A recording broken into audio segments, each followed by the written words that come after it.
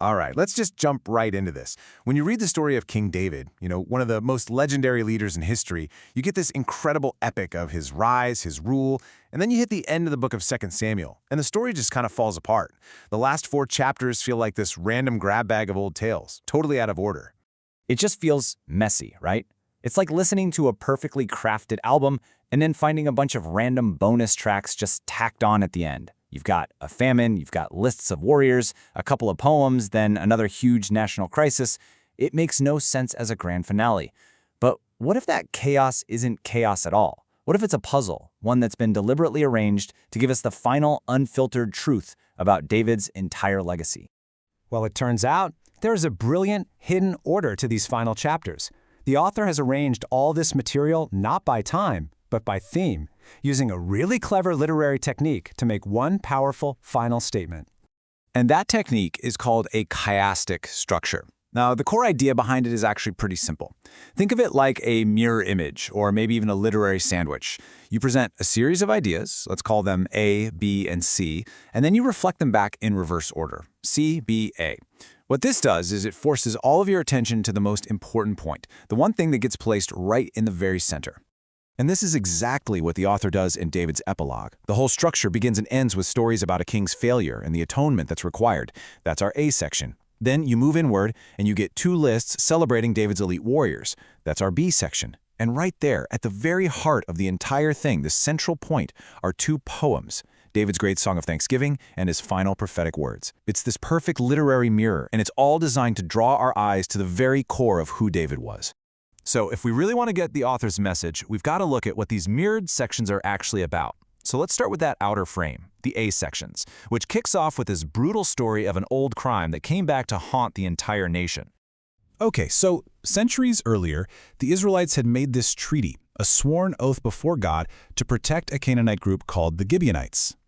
But then King Saul, in this fit of, misguided nationalistic zeal, broke that sacred oath and massacred a whole bunch of them. Now, fast forward decades later, under King David's rule, the consequence finally arrives, a crippling 3-year famine. Turns out, God's justice has a very, very long memory. So David goes to the surviving Gibeonites and asks, what would it take to make this right, to atone for this horrible sin?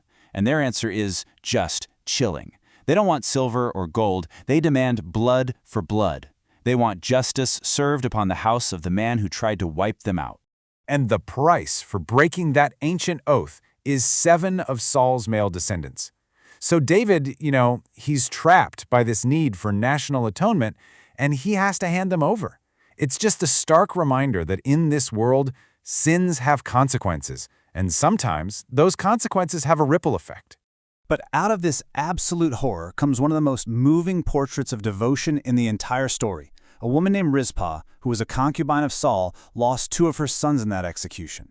And she stages this vigil. For months, she guards their exposed bodies on a rock, protecting them from scavengers day and night until the rains finally come, signaling the famine is over and God's favor has returned. Her quiet, heartbreaking protest actually shames David into giving Saul and his family a proper royal burial. Okay, so let's move to the next layer of our structure, the B sections.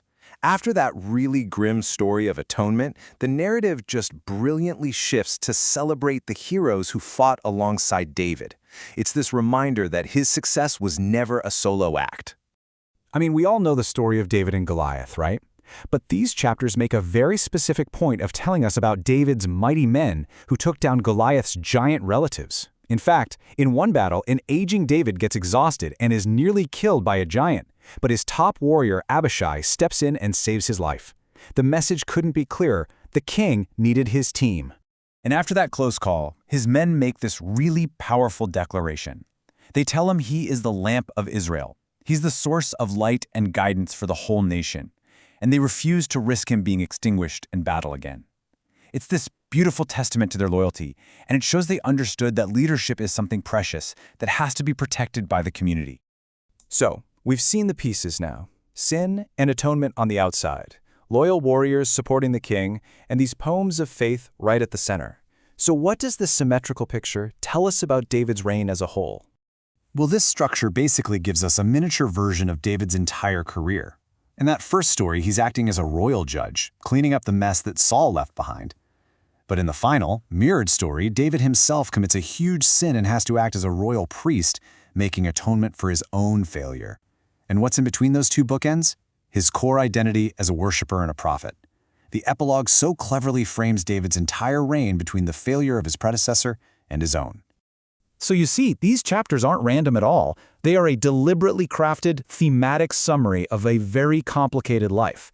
This isn't just about David the giant slayer or David the great king. No, it's a complete portrait. It shows his role as a judge, his dependence on his warriors, his deep faith, and ultimately, his own profound failures.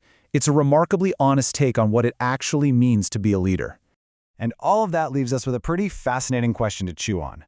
The final word on one of history's greatest leaders isn't some monument to his victories. It's an honest, symmetrical reflection on his flaws and his constant need for forgiveness. It really makes you think. Maybe the truest measure of a legacy isn't how you triumph, but how you own and atone for your failures.